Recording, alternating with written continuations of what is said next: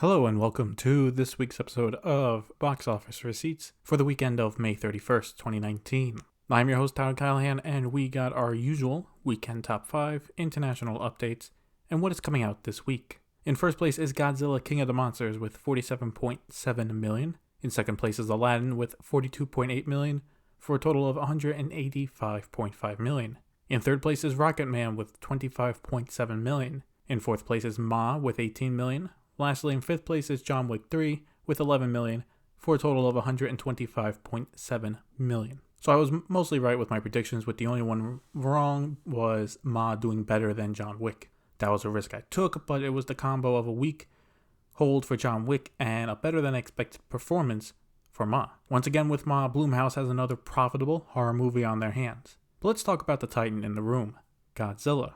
I was really disappointed in these numbers for Godzilla. It was initially projected to do between 50 to 60 million, and I was hoping for more, and it was less than all of that.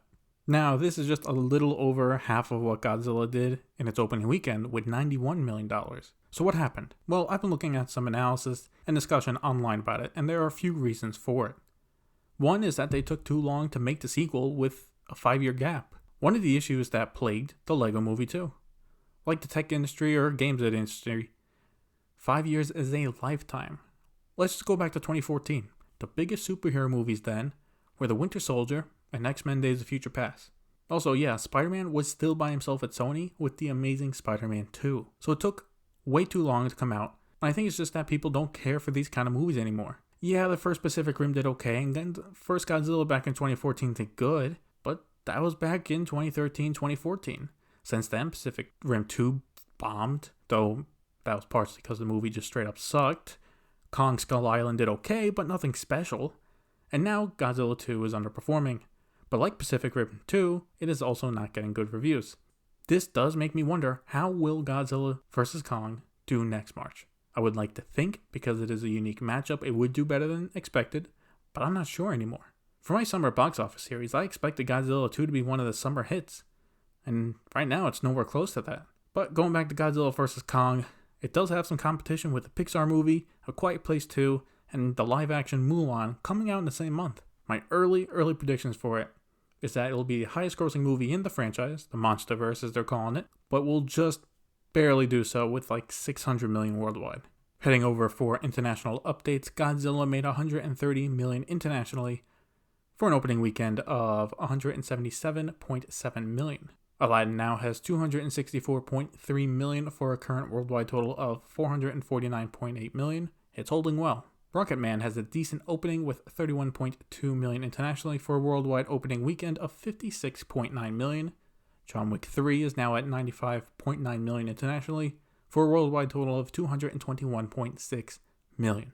Detective Pikachu is about to hit 400 million, with it now at 393.4 million. Avengers Endgame is now $74 million away from beating Avatar. However, it is getting really close and is no longer a guarantee it does it.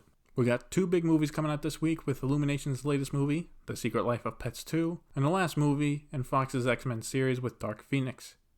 So for both movies, the hype and excitement around them is not really there, and that will affect the box office.